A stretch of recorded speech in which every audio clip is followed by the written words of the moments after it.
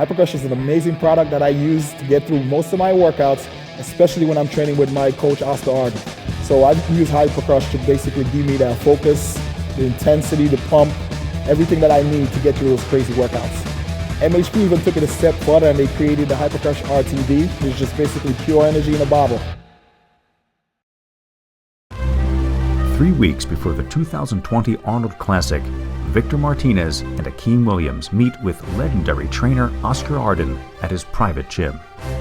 Though Victor has been working with longtime trainer Victor Munoz and old friend Chad Nichols this time around, MHP wanted to get him and Akim training together because this is a special occasion. It's Victor's last Arnold Classic. Though he has had some wins in the recent past, a series of disappointing placings, plus the inevitable effects of time on his body, have led Martinez to publicly announce his intention to withdraw from competition after this year. Though we all proceed through this back workout as if everything was normal, the historic significance of the moment is never far from our minds. As usual, a training session this close to a show looks different from the rest of the season. The athletes have built whatever muscle they're going to build, and so the objective becomes to refine the look while in a caloric deficit. Not an easy task, but Oscar has had years of experience guiding athletes through a pre-contest prep. It's intense, it's hard, but just be cautious you don't go too heavy to get injured, but make it intense. If you back off the pedal too much, you can end up getting soft or losing muscle tissue. You don't want to decrease the intensity unless you feel strained or hurt, otherwise you keep pushing. Or put some muscle there so to keep it on. And sometimes doing this way they get stronger leading up to the show. And if they get stronger leading up to the show, what's pushing the weight? Muscle, so the muscle gets thicker and denser. People want to get grainy, want to get hard. Don't fucking train hard leading up to the show. It's not about supplementation. Diet is important, but training is also important. You go back up your training, your physique won't look the same. Unless you overtrain, you need some rest, but otherwise, you push. I like the way no matter how much you push him and how heavy you go, you keep his form strict. Always, always. Which is why I have a hard time watching other guys train, because I get injured watching them train because of their form. No. I never sacrifice form, technique. And Akim was very strong in the beginning. Yeah. If you see everything we're doing, it's always controlled and squeezed. Very different from before. And because the training is different, his physique has changed, has more rounder look, denser look. It's probably one of the best preps we've had. Mindset is probably at its all-time positive, and it's taken time, to cultivate that. He's there. He's there mentally, and then once the person's there mentally, the physical and the actions to take are just autopilot. They all contribute to the belief. And I'm happy to see him in this place. 1 second. When you were speeding the tempo up a little bit, you didn't feel so much in your tricep, right? Or you felt it when you go right here? At here. That's when you felt it? Yeah, tricep. When you were going down or up? No. When I go down, it's back. Okay. When I'm going down, right when I get here. That's where you stop. Yeah. That's where you stop. Because your triceps are dominant, so they take over the movement. Yeah. See big triceps? Yeah, to get an overhand grip. Yeah. Right, yep. When you feel it, you come down again right there. 2, I know. It's harder. Control it. 1. 2 more like this, 9. Good, 1 more like this, Akim. Come on. Good. There you go, come on, baby. 5, half reps. 1, easy, excellent. 2 more. 4, good. Perfect. On this one, we're gonna get to failure. And when we can go all the way down and contract, we're just gonna get like 5 to just half reps, just to finish out the last bit, okay? But now when you try to run well, just right there, squeeze right there. Because if you fatigue, you can't go all the way down and get a contraction anymore. Yeah. 8, slow, 8, come on, 8. 9, I need 1 more here. I need 5 half. Let's go, control, whether 1, slow, 2, control negative, 2, 3, 2 more, 4, and that's it. Good. 6. Good. Come on, 3 more. 7. 8. Come on. It's not like a regular pull down because I want to minimize the use of your biceps. Yep. So I want to take an overhand grip, and you're going to go from here down here, almost touching your forearms to the quads. Okay. This works the middle and lower lats a lot. From here, squeeze here. Go up, let it stretch, and when you stretch with the body, and then come up and down and contract. Come on.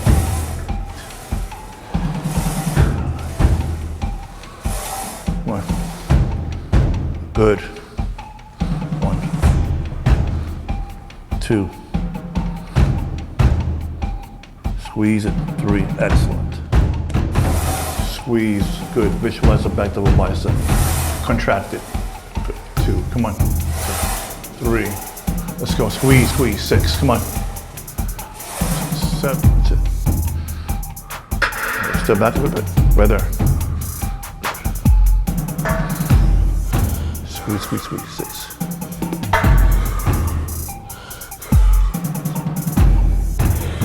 Come on. 7. So you really isolate your lower lats, right? Oh yeah. Let's go. 2. One more. Good. You're thinking you gotta get under it. No, it's a different movement. This is almost like a combination of 2 movements. It's stiff arm pull downs and this movement together, but it hits it right there. Come on.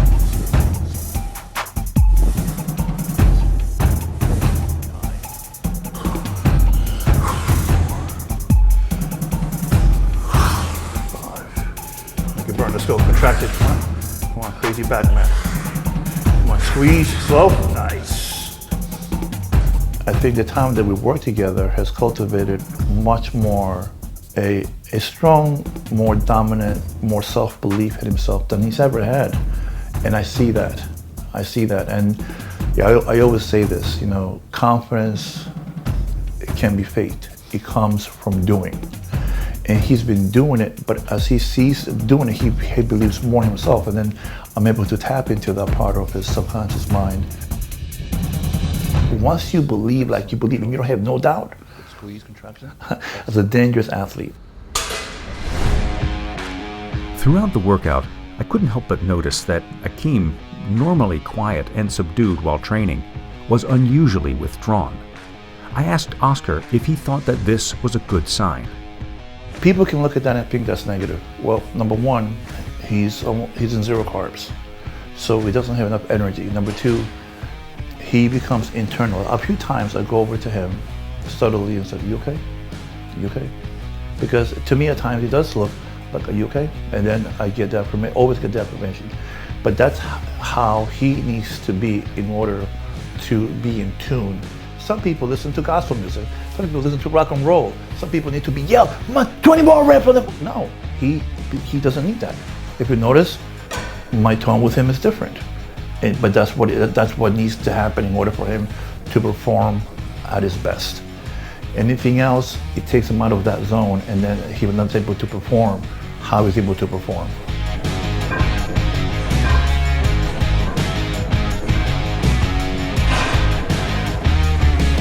Good. 2, come on.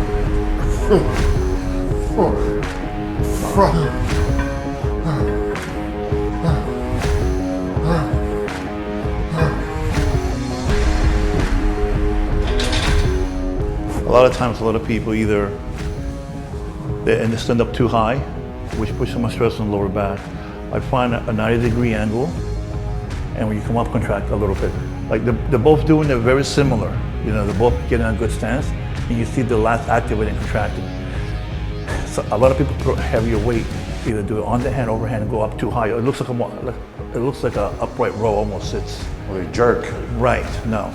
You see the lats being worked, activated. So you want to bend over around 90 or slightly above 90-degree angle, get a good contraction and stretch. Make the exercise hard and make it easy. They could do a lot more weight if they go higher and cheat.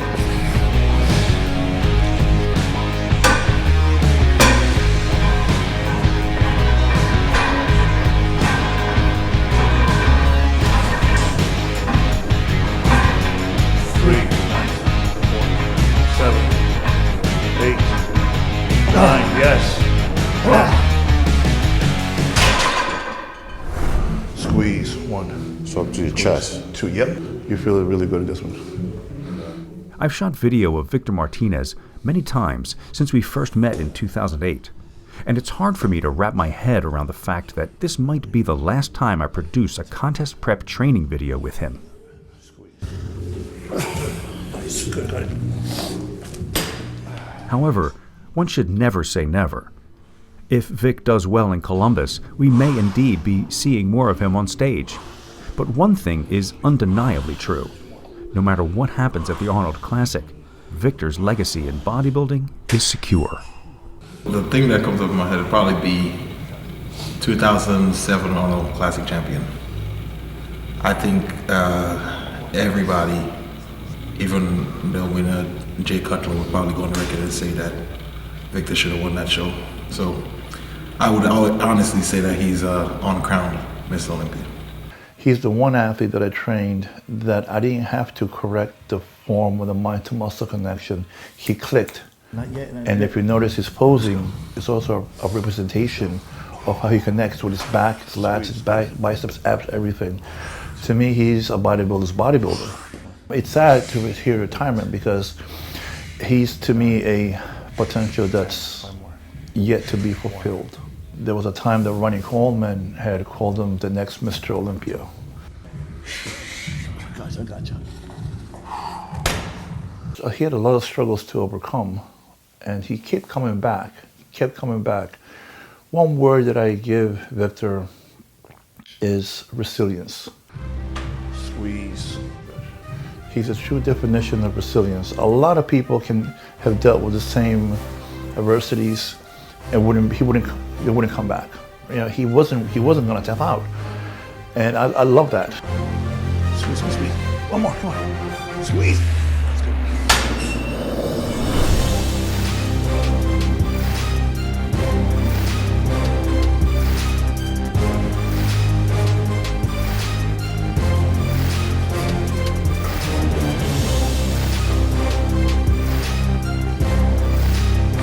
Definitely was an honor stepping on stage with him last year, you know, and doing it again this year. So he still, at the end of the day, you can't take anything away from him. He still had an amazing career. So, and a lot of people, especially in the New York area, he inspired a lot of people to start competing and stuff like that, including me. So. I mean, if he's able to win and succeed, nobody's going to retire. But last year, he got second to last at the Arnold Classic. I think he should have placed a lot higher, and he hasn't competed since then. I'm hoping and praying that this physique that he brings to this year is a physique that can remind not just him, but the entire world who the fuck Victor is, because he's a fucking awesome human being, but awesome physique. So it's a little sad, but we can't run away from Father Time.